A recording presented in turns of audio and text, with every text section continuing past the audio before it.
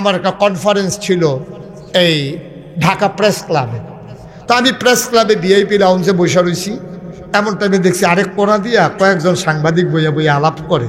তা আমি তো হুজুর মানুষ, তারা মনে করছে হুজুর দাওয়াত টাওয়াত খায়, হুজুরের সামনে কথা কইলেও কোনো সমস্যা নাই।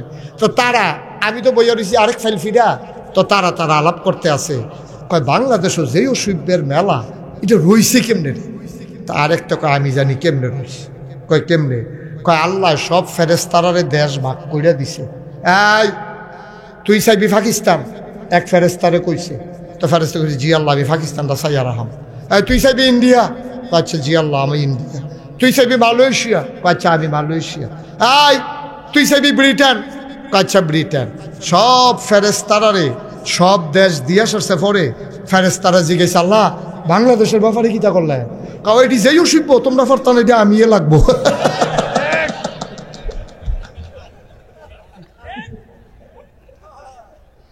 এটার কথা জিগে আর ফেসলা খাইও না, ঠিক কিনা কও? আচ্ছা না হইলে আচ্ছা করে দিয়ে এই কাম কইতেও তো আবার শরম করে। একবার তোমরা বুট দিয়া না হইলে ক্ষমতা ফাটাইছে, সেইটাও কি বুট এটিও হনে না আবার হইতে আছে, ঠিক রে? একবার না হইলে তোমরা ফাটাইছে, এই ফাইলা বিল্লা তোমরা এই কারবার করবা, তোমরা এই কারবার করবা। একবার গিয়া বুট সারা, আরেকবার গিয়া আগের রায়, আরেকবার গিয়া তুমি আমি মামি দামি যে সকলে মিললেছিল আমরা নাউজুবিল্লাহ কোন কেন জোরে কোনটা কেন নাউজুবিল্লাহ। আচ্ছা অন্য বছরের বাদ দিয়ে 18 সালেরটা আমি কই, আমার করে স্পষ্ট মনে আছে। 18 সালে আমার মাহফিল, এই নির্বাচনের আগের রাইতে আমার মাহফিল আছে চিটাগাং। কি গান? কথা না কি গান? একটা কি করে হ্যাঁ এদিকে আসো, হ্যাঁ যাও জান তুই উঠে হ্যাঁ যাও, তো বুঝছে না আর বইয়া যাও নমুনাটা কি চাইতেছে টের পাইতেছ না হলো উডে আরে তুই উড়ুস কিন্তু তুই আরে হতাজ্ঞাকে বহার তিনি উঠতেলা হেঁটে আনা চাইবা তুমি উডে আমার হাবা কর। এখন থেকে যে উঠে তার কোনো বিচার হইতো না, এখন থেকে বিচার হইব যার লগের তুলছে তার। আর ঠিক নি রে? যার লগে তুটবো তোমরা যাতা দিয়ে তারে বইলা না কেড়ে এর লেগে তোমরা বিচার হইব। তো বুঝে না, তো যদি বুঝতো তো বইলি তোমরা বুঝুন না যে চাইয়া রইছ এর লেগে তোমরা বিচার হইব। আমরা দেশটা গজব পড়ছে এর লাগে 330 জন মেম্বার অফ পার্লামেন্ট এইটা নিত ক্ষমতা পাইয়া সব বুঝ জ্ঞান আড়াই লাইছে। আমরা যারা বুঝুন না আসলাম ডাক দিলাম না কেড়ে, বিচার হওয়া দরকার আমাদের, ঠিক কিনা?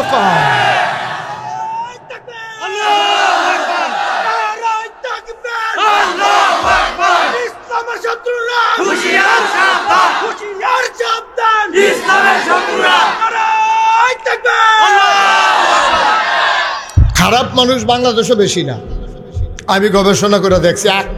একটা মাহফিলও 5-6টা খারাপ মানুষ থাকে। আমি যখন ফ্রি দিয়া রাখি আপনারা উডেন বন, হয়তো সর্বোচ্চ 5 থেকে 7 জন লোক উঠবো বইব আর বাকি সবাই বসে থাকবো।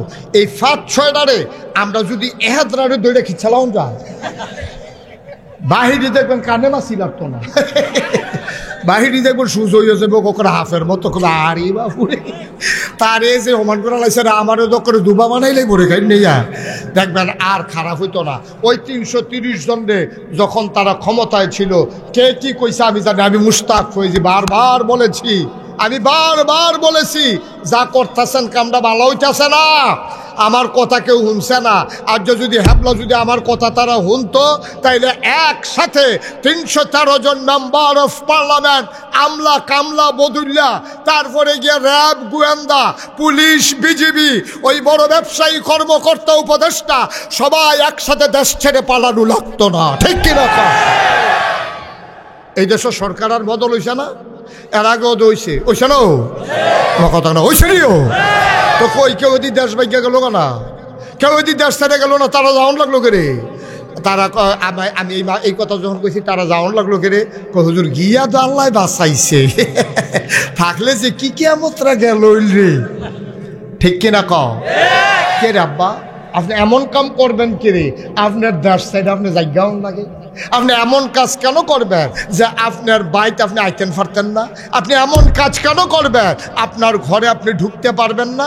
নিশ্চয়ই আপনি এমন কাজ করেছেন যেটার জন্য গ্রামবাসী আপনাকে খুঁজে, এলাকাবাসী আপনাকে খুঁজে।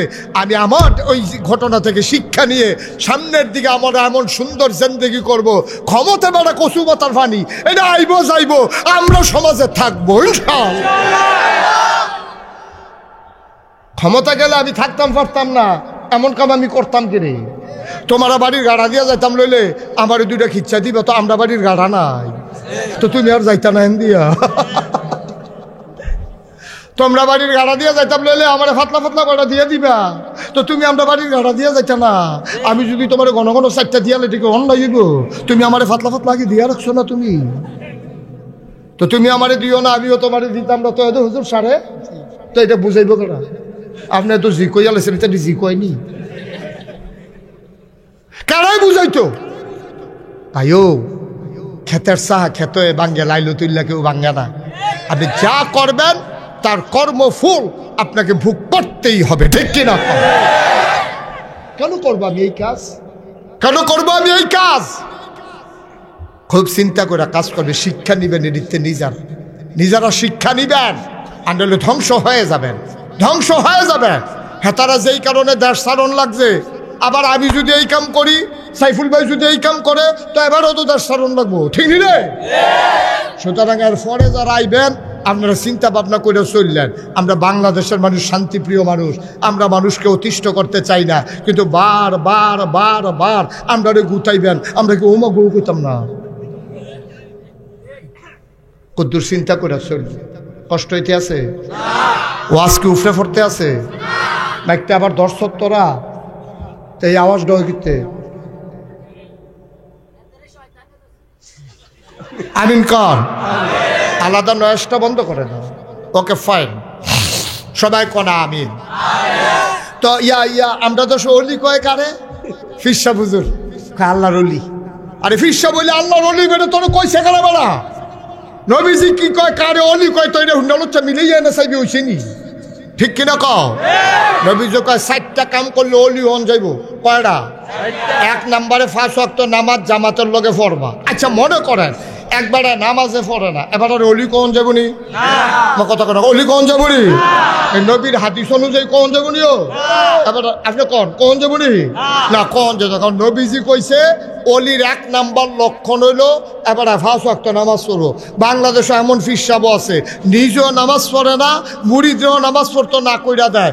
মুড়ি দিয়ে সেটা জিজ্ঞেস হুজুর আমি যে মুড়ি ধইলাম ওহন কিতা করতাম করে ব্যাক করলে না, তুই মুড়ি দোয়ানোর পর আর কিতা করবি? এটা তো বাহিরটা তো দায়িত্ব আমার। নাউজুবিল্লাহ করতেন না? হুজুর নামাজ টামাজ পড়ন লাগবে, তুই মুড়ি দিলেও যদি নামাজ পড়ন লাগে তো আর মুড়ি দিস কীর্তি। নাউজুবিল্লাহ কয় না তো? মুড়ি দইলেও যদি নামাজ পড়ন লাগে তো আর মুড়ি দিয়া লাভ কি? এই কথা কইয়া তারে নামাজের ফিরাইছে। এইরকম ফিরসাব বাংলাদেশে 1-2 জন না, শত শত আছে, ঠিক কিনা? এটা কি ফিরসাব না বন্ড? আসল না নকল?